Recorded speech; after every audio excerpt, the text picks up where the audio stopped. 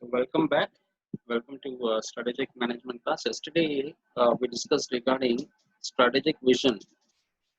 So we were discussing detailedly the various components of strategic intent, starting from vision, mission, objectives, goals. So today is the last part of our strategic intent, last component of our strategic intent. So it's objectives and goals. So let us try and understand what actually our objective is and how important are these particular objectives for an organization. Objectives refer to the ultimate end results which are accomplished by an organization. Okay, so as we have seen in the previous classes, as I told you, now vision is the destination, the roadmap to reach the destination is mission, and in order to accomplish this particular mission, we need objectives which are generally set for an financial year. So when we look at the difference between the goals and objectives, goals denote a broader category of financial and non-financial issues, whereas objectives are the end that state specifically how goals can be achieved. Okay. So broadly speaking, based on vision, we have mission. Mission breaks down into objectives. Say, for example, the time frame of this particular vision is 5 years. So we are going to have objectives for 5 years. Yearly objective: year one, year two, year three, year four, year five, like that. And for each objective, which is for the financial year, we'll be having goals. Now, goals are set for a period of 1 quarter. So every financial year will have 4 quarters. So we'll be having 4 goals, and once we reach the 4 goals, we'll be accomplishing this particular objectives. Now, what is the need for establishing the objectives? Now, what role do objectives play in organization? So when we look at this particular need for objectives provide a yardstick to measure performance, right? To know whether we are moving in the direction of our mission, when whether we are fulfilling our mission or not, or we are moving in the direction of realizing our vision, we'll know that only when we have objectives in place, because these particular objectives, they help an organization to measure the performance. Similarly, objectives also act as a motivating force, right?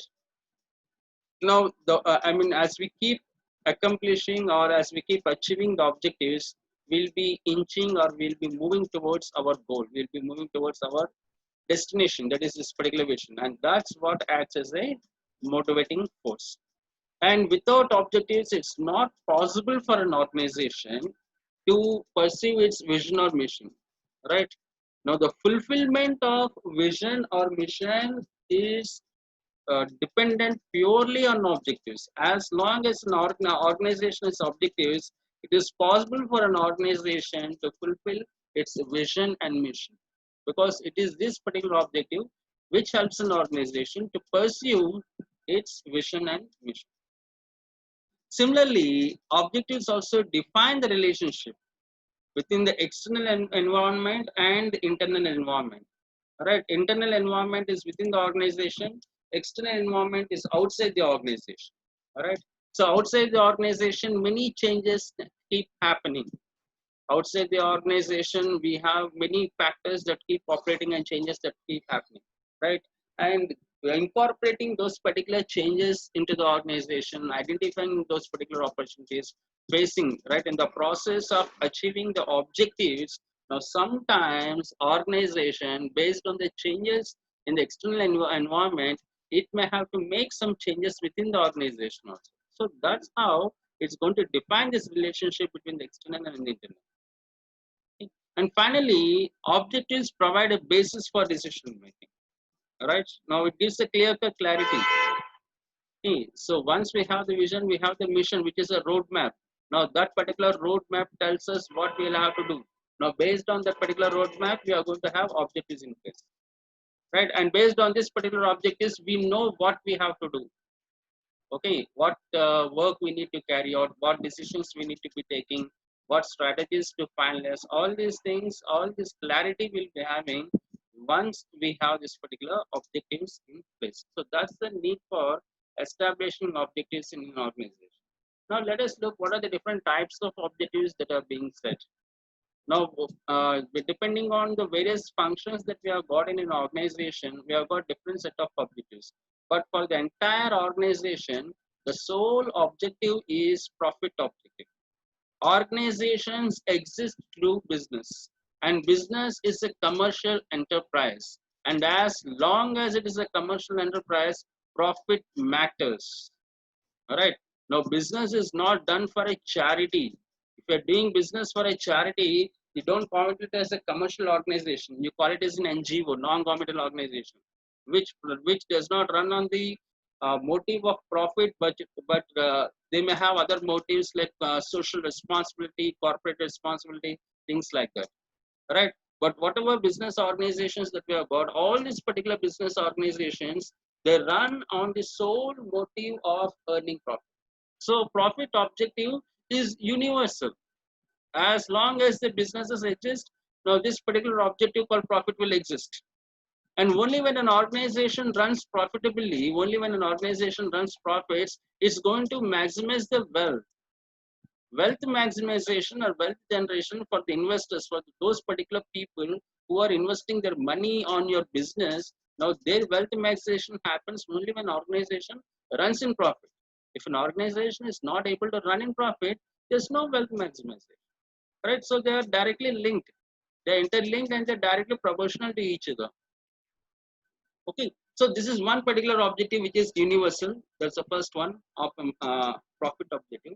Apart from profit, we have got, based on the functions, we have got marketing objective, right? For example, the marketing objective might be increasing the sales annually by 10%, or increasing the market share, or increasing the revenue share, or launching new products, or entering into new markets. So any of these particular things can be the marketing objective. Existing markets to new markets, existing business, existing products to new products, existing customers to new customers, right? Okay, so any of them might be a marketing object. And similarly, in the production department also, we have got something called as productivity objective.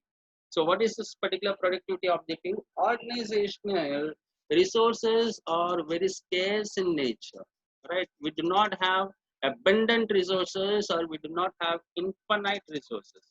Resources are very much finite in number, they're very much limited, and the scarcity for resources always exists. The scarcity for resources always exists. So organization cannot afford to misutilize them. Organization cannot afford to drain them. Organization cannot afford to waste them.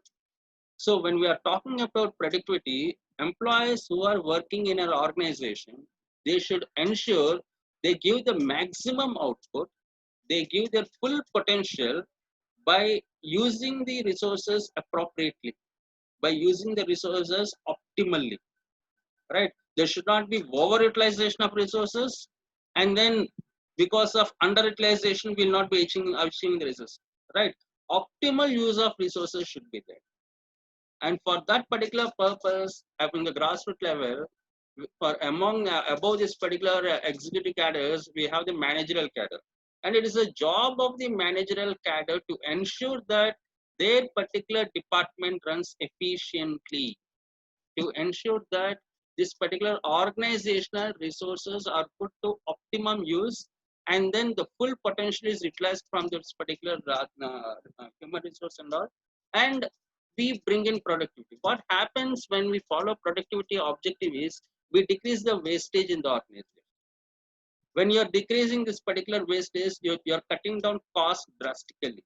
When you're cutting down the cost, obviously this particular revenue translates into profit. If the revenue has to translate, or if the income has to translate into profit, what we need, we have to cut down the cost. Now, cost cutting can happen only when we have an objective like productivity objective. And apart from that, we have product objective like new product development, product diversification, product life cycle, branding. Now, branding has become the most popular thing today. Right, in today's market world, people are not buying products, people are buying brands. Okay, almost 25 years or 30 years back when we were children, way back in early 90s and all, when we go to this particular, those days we did not have organized retailing. These malls and all were not there, right? We only had kirana shops and then street corner shops.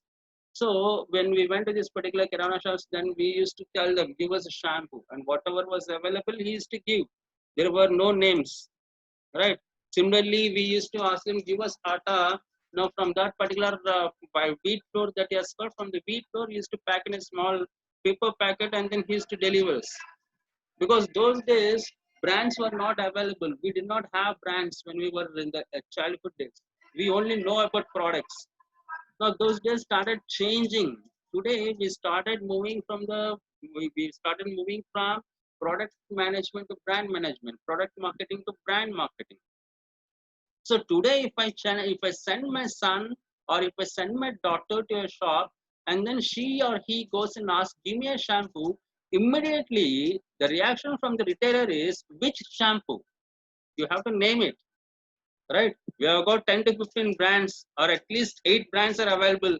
Among this particular 8 brands, which one?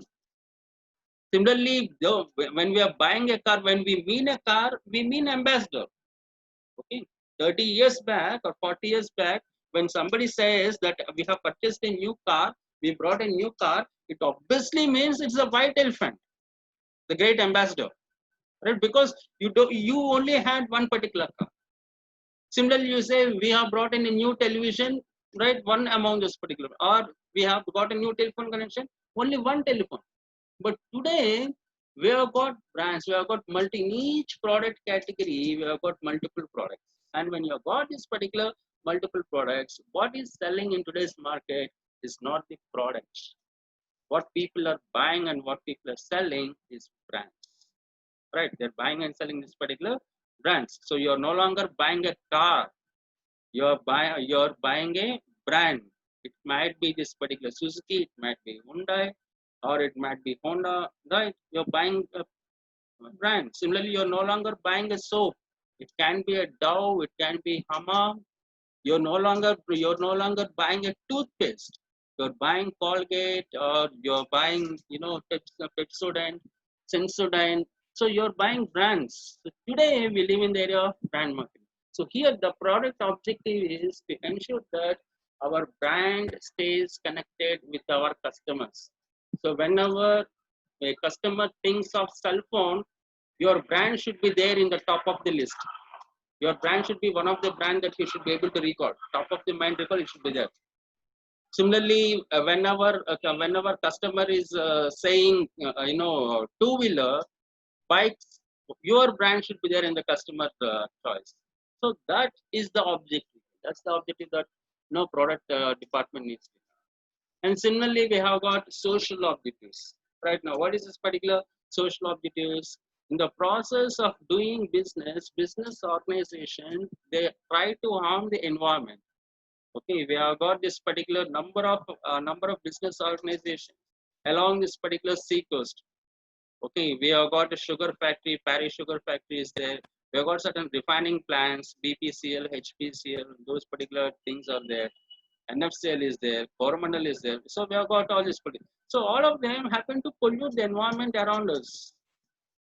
So when a business plant or when a manufacturing plant is set up, it pollutes.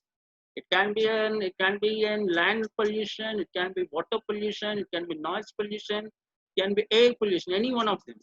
So what is the organization trying to do in order to contain this particular risk, in order to contain the ecological imbalances that they are creating? What is the organization trying to do in order to protect the environment, to balance it? So that particular objective is a social objective. And this particular social objective is carried forward by the organization in form of CSR, corporate social responsibility, right? So CSR or corporate social responsibility is the objective. Next is the financial objective, right? Financial objective, using all these particular techniques and methods, debt equity ratio, working capital, all these particular things ensure two things, right? Within the organization, in this particular accounts department, source the fund from the right places and use the funds efficiently. Source them from the right places and use them efficiently. right? That's with regarding to accounts department. With regarding to this particular finance department, protect your investors, win the confidence of your investors, and maximize your investors' wealth. Now that should be the objective. These two objectives should be met. Funds should be used efficiently and effectively, effective and efficient use of funds that we are having at our disposal, right? And next thing, win the confidence of your investors, right? Safeguard their particular interest, and then try to generate wealth for them. Now, that is the objective here. And finally, when it comes to our human resource objectives with regarding to the employees, ensure that employees always in a state of satisfaction. Job satisfaction should be there. Okay. And this particular job satisfaction can be achieved by reward, by recognition. Okay. Those particular things. Appreciation, reward, and recognition should be there. Okay. And at the same time, in case of manufacturing organizations and all, ensure that you comply with the state laws, 1948 Factories Act or Industrial Disputes Act. So whatever this particular number of acts are there, follow this particular acts, fulfill your employees' needs, right? Not organize those organizations which cater not only the statutory factors, not only this particular, statutory welfare measures, but non-statutory welfare measures. Those organizations are great organizations, right? In comparison with NFCL and Vizag Steel Plant, which is good, which is great. Obviously, Vizag Steel Plant. Why Vizag Steel Plant? Nagarjuna Fertilizers and Chemicals Limited, the NFCL that is located at arm's distance in our city. Now it only caters and it only fulfills the statutory requirements of the law. Statutory welfare measures, whatever are being mentioned in various laws, now all those particular things are fulfilled. What they do not fulfill is the non-statutory, right? This particular non-statutory is not being fulfilled. Whereas in case of Visakhapatnam Steel Plant, they happen to fulfill the non-statutory also. Okay, they happen to cater and fulfill this particular non-statutory welfare measure also. What is the non-statutory welfare measure? Providing best education. Okay, providing the world class or providing the best education to their children. So in Vizag Steel Plant premises, we have a Delhi public school. Similarly, in that particular premises, we have got Kendriya Vidyalaya 1, Kendriya Vidyalaya 2. And apart from that, we have got other international school campuses located in that particular area. Okay, so they are getting a quality education there, the best education at an affordable price, because those particular schools cater to the children of Vizag Steel Plant. Right. Similarly, there's a stadium. Okay, mini indoor stadium is there, outdoor stadium is there. So like, and they have got this canteen facilities not only for employees but also for groceries and all. They have got separate canteens which are where they sell them at a subsidized rate. So all this non-statutory is what sets Vizag Steel Plant apart from the remaining industrial organizations located there, because these facilities which Vizag Steel Plant is providing to its employees, remaining organization could not provide. That's the reason we find the attrition rate, or we find this particular, absenteeism, employee absenteeism, labor turnover, strikes and lockouts very minimal. Right? It does not mean to say there are no strikes, there is no absenteeism and all. Right? But they don't blow out of proportion. When was the last time that we heard in regional news channels, TV9, NTV, or TV5, these regional news channels, or in national newspapers like Deccan Chronicle, this particular The Hindu? When was the last time that we heard in Vizag Steel Plant they have called for a strike? Vizag Steel Plant, the employee attrition rate is all-time high. When was the last time that we heard? Not in the near future, not in the recent memory, right? Now that's because the human resources are properly taken care of. So these are the various objectives that we have got, various objectives that an organization can have. So the next topic that we have in our syllabus, the last but one topic, factors that shape a company's strategy. What are those factors that shape an organization strategy? That's what we have here. So there are certain factors that shape an organization's strategy.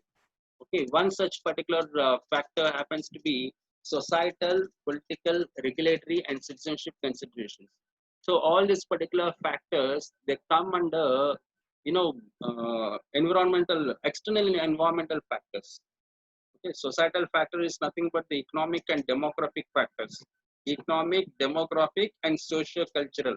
All these three, right? They come under those societal factors, which are going to shape the organization strategy. Especially among these particular three, demographic and socio-cultural are not that important. Their impact is very less. They don't, shape a company strategy. What shapes a company strategy is economic factor. Economic factor is very strong.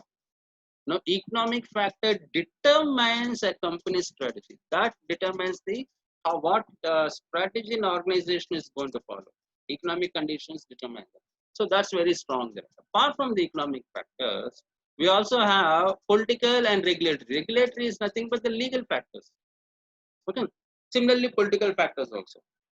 Political factors, because it is the political factors that determine the fate of the organization, right? It's the political factors that determine the fate of this particular organization. So political factors decide whether taxes need to be reduced, whether taxes need to be hiked. Political factors decide the trade. Taxes on import and export decreased or increased. Okay, so I mean the way the external business environment is dependent on the political factor, because it is this political factor which shapes the economic factors, right? As long as Manmohan Singh was ruling our country, since he being an economist, right? Now the the economic factors happen to be very good. Okay, just because the opposition has painted a very bad picture, that as if that period is a very bad period, but in fact that was the golden era, right? More number of people in those particular 10 years from 2004 to 2014, more number of people have become rich, and people had more money then, isn't it? Our India GDP growth rate on an average grew at 8%. At certain period of time in 2008, 2007, we almost touched 10 GDP growth rate. Okay, now where are we? We are railing at between 3 to 4, and the prediction is next year to 2021 GDP growth rate maximum will touch 2. The worst case scenario might be 0.5 or 0.3 because of the economic conditions that we have got, right? So we started at 8 GDP growth rate, demonetization and GST, and we brought it on. So, political factors, they determine the economic factor, and this is how it's going to happen. That's how these political factors also shape the companies.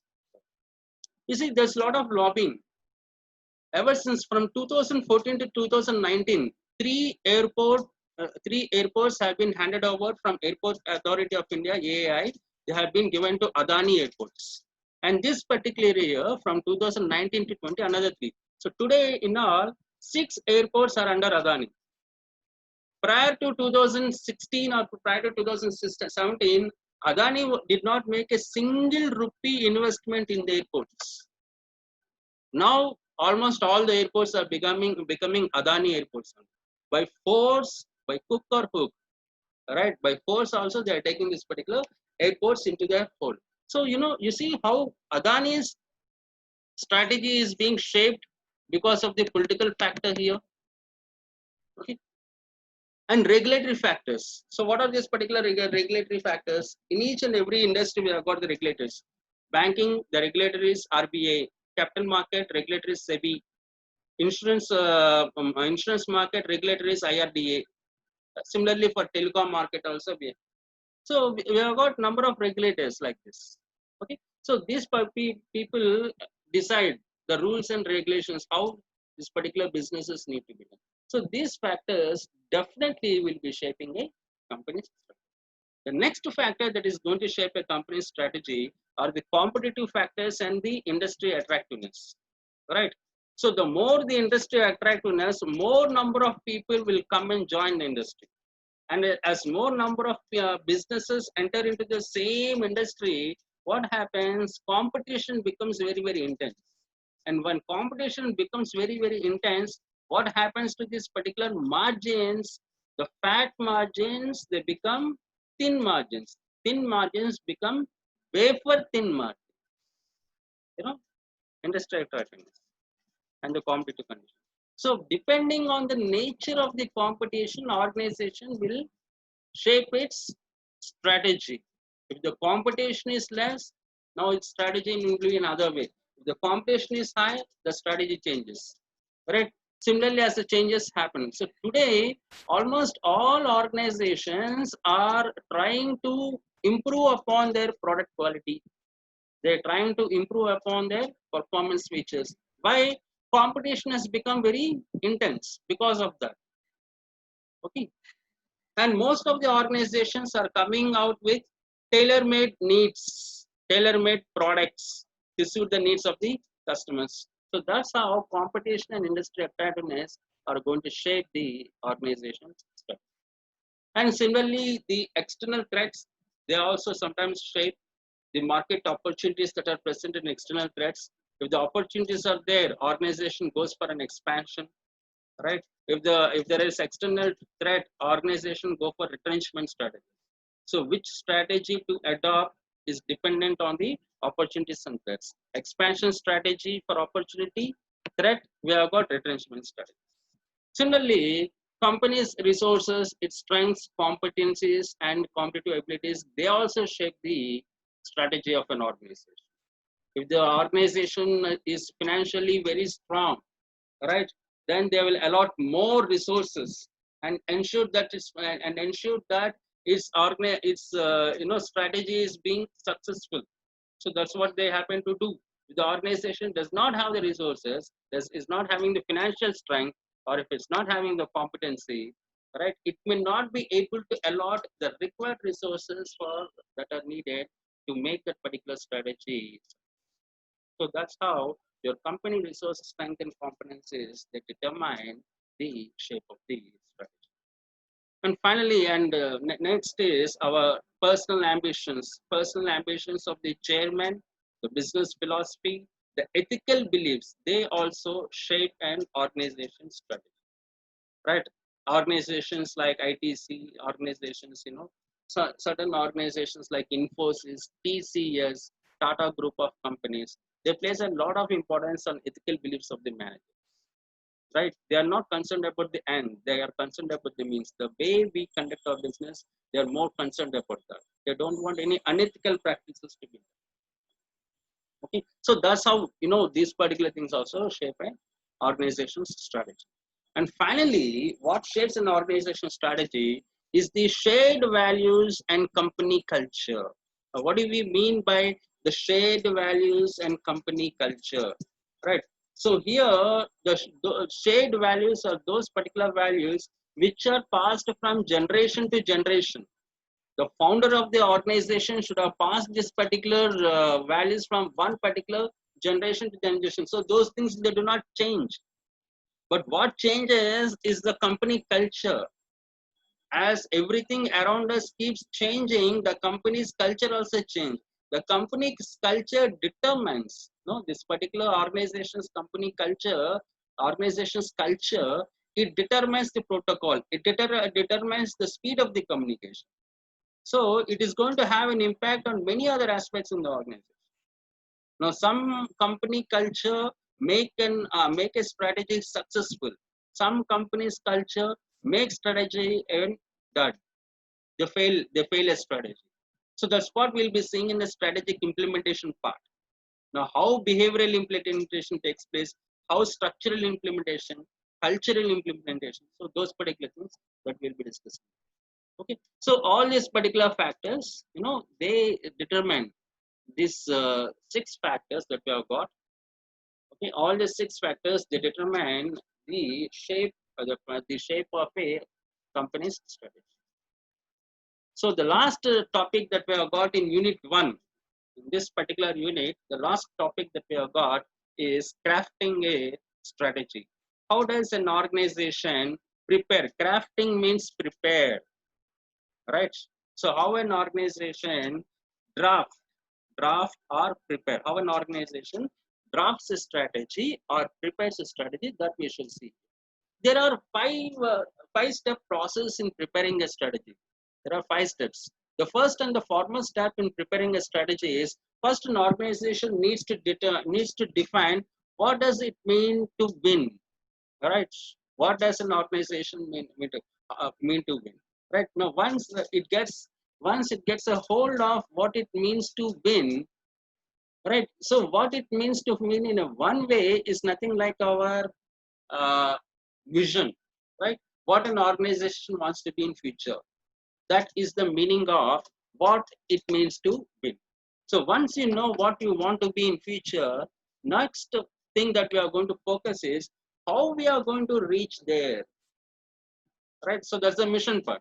Deciding how and with whom you will win, right? So what is the roadmap? The roadmap that you have got in order to win or in order to reach that particular destination. Once that is done, at the third part, what we are going to do is, so we know what we want it to be and we know how we want it to be. Both these answers we have got, what you want to be and how you want to be. Now, what the management of the organization is going to do is, since we have answers for what and how, right, now let us focus on our own organization. Do we have the capability, right? Okay, do you have the capability, right? So destination is given, and which particular path you have to go, that is also given. Now in order to travel in that particular path, do we have the resources with us, right? Do we have the manpower? Do we have this machinery?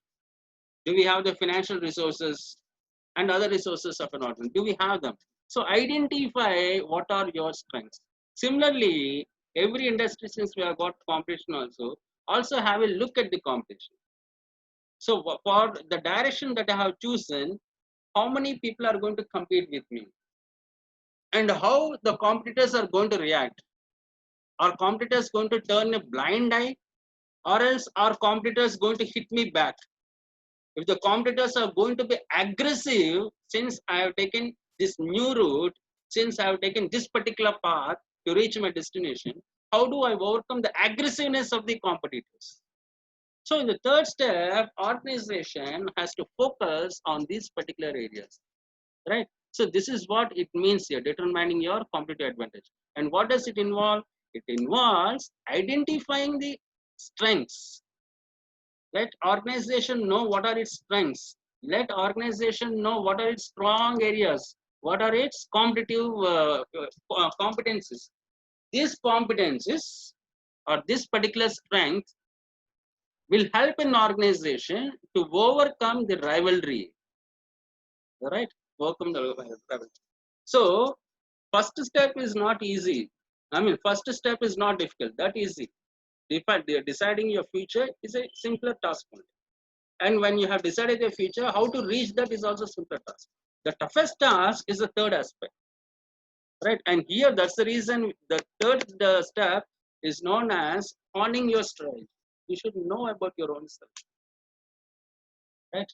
Organizational capabilities, organizational competencies, organizational strengths, and using them, how do we move forward, overcoming the competition in the market?